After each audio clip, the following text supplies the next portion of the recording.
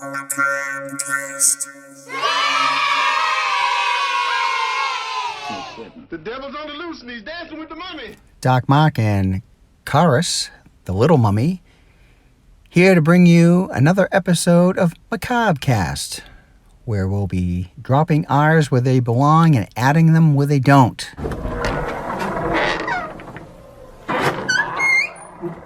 Well, now that it's dropped on Shudder, I sure hope you're going to talk about Late Night with the Devil.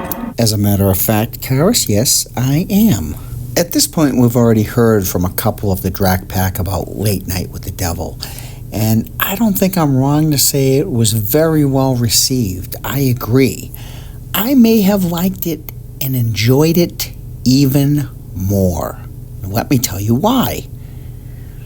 I have at this point seen it twice, by the way, and I implore you to do the same, because I think this movie is far better on a second viewing.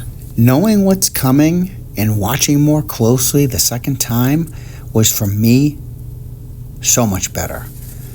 But why do I like this movie as much as I do? Because in 1977, I was 8 years old. And I think that on average, for most, from 5 or 6 on, we're really becoming self-aware and in tune with our surroundings. So let me say that by 8, I was very familiar with late night TV, Johnny Carson and the like. So let me tell you, this was so well orchestrated, it really looks like an actual show from that era. So in 1977, 8-year-old me and everyone I knew was more than familiar with a book that was published called The Amityville Horror.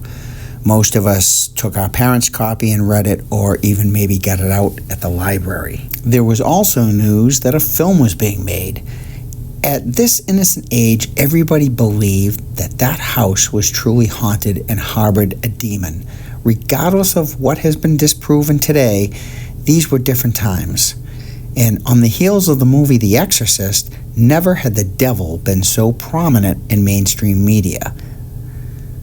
Thus was also the beginning of Satanic Panic. This movie and its found footage master tape of a show that aired once on Halloween night back in 1977 nailed it. The acting, the set, the setup, perfection. I love this movie. This may even fall into my yearly Halloween must-sees. I've heard other podcasts dismiss and nitpick this film, but I myself would give this a solid 4.5 stars out of 5. Wow. Well, I certainly never saw that coming. Well, I guess I have to see it now. That's Brownie, the corpse-sniffing dog. Thank you, Brownie. And we've got a new segment this week, Karis. Please welcome Grim Fairy Tales with Grim Kim. Hi there, Grim Kim checking in with a Grim Kim fairy tale for you. I've been toying with an idea, fleshing out, you may say, something creative to contribute as part of the Drac Pack. So we will consider this Episode 1, Tale 1, if you will. Title, Bite the Hand That Feeds You. Rachel Tyne hurried herself to carry in the styrofoam cups she used in science class that week. Spring was always her favorite season, namely because she got to re-up inventory while she set up her students' favorite, but also grossest experiment. She stumbled and dropped a cup. Thank God the top was covered in a gauze square, so all the contents stayed intact. Her husband's voice rang through her as she caught her step. "You clumsy pig, can't do anything right. Too fat to even hold yourself up." Then he laughed as he shoved her, usually resulting in at least a good bruise from both the shove and the fall itself, sometimes more. One time, she smashed her head and face on the kitchen counter, and all she remembered was him hoisting her up off the floor, asking if she was okay, and acting like she did it to herself, telling her to watch her steps. She is so uncoordinated. She gingerly picked up the tray of cups. They were not needed in 8th grade life science anymore. Not only that, she was told by staff they were now a health hazard and to remove them ASAP. Her superintendent did not care for her, but that's the beauty of being an older tenured teacher. In other words, unreachable. Safe at home now with her tiny but mighty charges, she made her way down the cellar stairs. "Oh, Arthur, I'm home," she called out in her best sing-songy voice. "Dinner time." Arthur, in his current condition, could no longer turn his head to look at his wife. His purple, bloated, distended body now had a new purpose, and that was keeping Miss Rachel's lovely sustained. The kids loved Miss Tyne's favorite science unit on the life cycle of the common housefly. Once the flies laid their eggs on rotting Hamburg, stuffed in styrofoam cups, the students were enthralled to see the full life cycle: egg, larvae, maggot, and fly. The maggot stage was Rachel's favorite. Tiny little pieces of alive shrimp rice, all squiggly with excitement to get their meaty meal. And feed them she did. Or Arthur did, really. She dumped each little cup, each with a little student's name, right on Arthur. The leather and chain restraints now sinking, melding, melting into his waxy skin. After 2 years, held well. And her little darlings sang for their supper, munching greedily on Arthur's rotting skin, while Rachel smashed him in the head, all while telling him, "Do be careful, you clumsy pig." The end! I hope you enjoyed it. We'll see what the next tale brings. Good night. What you talking about, Kimberly? Yeah, that chick scares me. She scares me. Let today be no exception, because we know whenever we hear that putrid piece of music, you know it's time for Horrible Mention. Horrible Mention. And today's Horrible Mention is 1977's Exorcist II, The Heretic. Now, this stars Richard Burton, Linda Blair, Louise Fletcher, Mrs. Nurse Ratched herself, Max von Sydow, James Earl Jones, Ned Beatty. What could go wrong? What could go wrong is an understatement. This has been noted by most as one of the worst movies or worst sequels of all time. Those that had the privilege of witnessing this in the theater said most scenes the audience would just burst out laughing. It was just so poorly done and poorly acted, if you can believe that. And how, you asked, does Max von Sydow appear in this film if he died at the end of the original Exorcist? Well, it's flashback scenes of some bizarre exorcism he performed in Africa, and that's what James Earl Jones' character is involved in that. Louise Fletcher, as I said, Nurse Ratched herself, plays Dr. Tuscan, who works with troubled children. And, who would be more troubled than Reagan McNeil, spoiled little possessed kid. We're duped into accepting the fact that there's such a device that hypnotizes two people and links their minds together. This is 1977, and they're creating devices that are more like out of the year 2177. It's not long before this linking device reveals that there's a demon named Pazuzu, which it sounds like a character on Fraggle Rock. Pazuzu is lurking within Reagan, and before you can say, "Here we go again," Pazuzu is creating chaos. Meanwhile, Father Lamont, played by Richard Burton, is asked by the Cardinal to investigate the death of Father Marin. Well, nothing like starting a death investigation long after the guy is in his grave.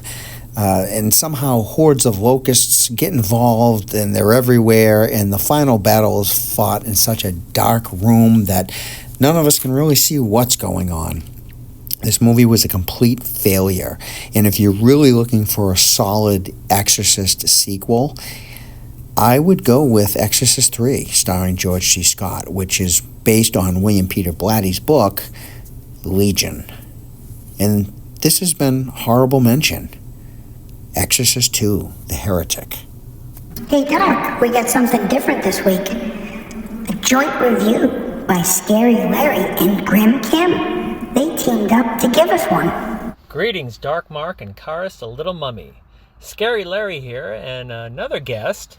Grim Kim on the scene. And we just got out of seeing the matinee of Abigail, an interesting take on a vampire movie.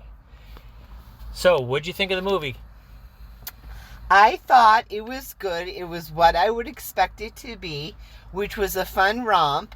And also, I feel like it was a slight bit of a coming-of-age buddy movie. So, we have an interesting take. A bit of a little touch of Tarantino from Reservoir Dogs, where a group of crooks, nobody knows each other's name, they're assigned to kidnap a girl, keep her hostage for 24 hours to get $50 million. And it turns out little Abigail is not the angel she portrays as a ballerina, but she's actually a vampire with a bad attitude. This is a great movie. It's got a lot of good gore in it, a lot of good kills. And watching how people are trapped, how they'll quickly turn on each other. And, it was a good movie. It's an interesting premise because at the heart of the movie is Abigail trying to honor her father and, vengeance on behalf of her father. And the altruism is commendable. I would like a little bit more of a backstory on that. One thing I must say is, like, the main character, they build her up to be slightly sympathetic at the beginning, and I wanted a huge, nice, gory kill for her, too, at the end. It's like, just make it a monster movie. But, they had to kind of, make it, like I said, this feel-good buddy thing at the end, and I don't know how I feel about that. In essence, she was the final girl per se. She didn't walk away good. She didn't walk away with the money she was promised, but she walked away. I wanted Abigail to be the final girl. Well, that's our report. I give this movie 3.5 stars. How about you? I'm gonna give it a solid 4.2. Outstanding. Well, that's our report for this week, and we'll be back next week. Bye! Very well done, Grim and Scary. Now I'm actually interested in seeing the film, because I'll tell you, the trailers did nothing for me. But it sounds pretty interesting. What are Grim and Scary doing at a movie together?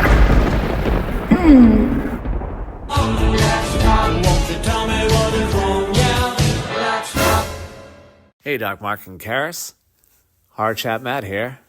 Just finished wrapping up the latest episode, and it was a blast as always.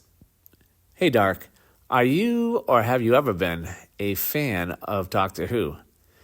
It's definitely been one of my favorite TV shows of all time. A couple of things I really like about it. Number one is just how long it's been on the air. It's really impressive. I did go away for a little while, but it's back and better than ever, if you ask me. Yeah, some of the storylines are a little goofy, and some of the special effects aren't the best. But overall, it's just a really entertaining show. And one of my favorite things about it is how it can cross over into any genre of storytelling. You have your typical sci-fi, which is most of the episodes. But then it can branch off into comedy, drama, and more importantly for me, horror. And those were definitely some of the better episodes, the horror episodes.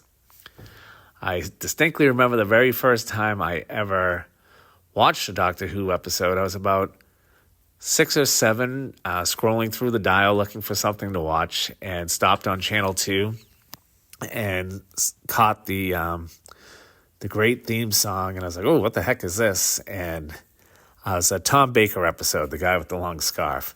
And he was battling the Daleks, an evil race of aliens. Most people recognize them as looking like a refrigerator with a plunger sticking on it that talk in a crazy robotic voice. Anyways, the Daleks had taken over a building, and they had sent in the army to take the building back.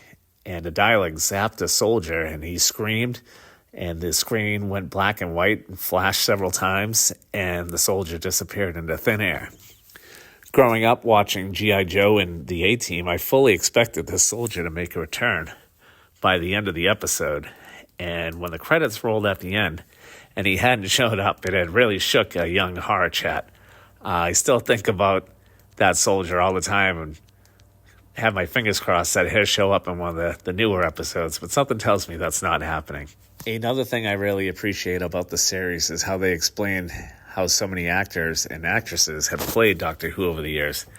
And as his character is hurt or dying, or even if the actor's getting out of a contract, they came up with a clever idea of regeneration, where his body will completely morph into a new body, which always adds a breath of fresh air into an episode, never lets anybody hang around too long that the show gets stale.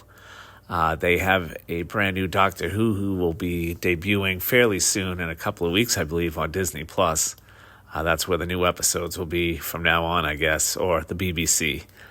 But anyways, just curious if you were a Whovian fan, Dark. As always, keep up the great work of bringing the macabre to all your legion of monster kids. Well, Horror Chat, as a kid I stumbled upon Doctor Who as I was changing channels looking for something to watch, and I hear this crazy good theme song with crazy good credits, and I thought, what is this? But I gotta tell you, I never was a fan. I don't think I ever got through an entire episode. Now, this is going back to when I was very young. I've never tried to rewatch it as an adult, and the fact that I sat through as many Dark Shadows episodes as I did, I'd probably do a lot better with Doctor Who these days. Horror Chat does make it sound interesting. Maybe I'll give it a try. I just like that Horror Chat calls in every week with something new and intriguing. Yes, thank you, Horror Chat, for always adding input to the show. It's very welcomed. And don't forget, everyone else out there, if you haven't already checked it out, the new Channel Terror has dropped. New old-time radio to creep you out.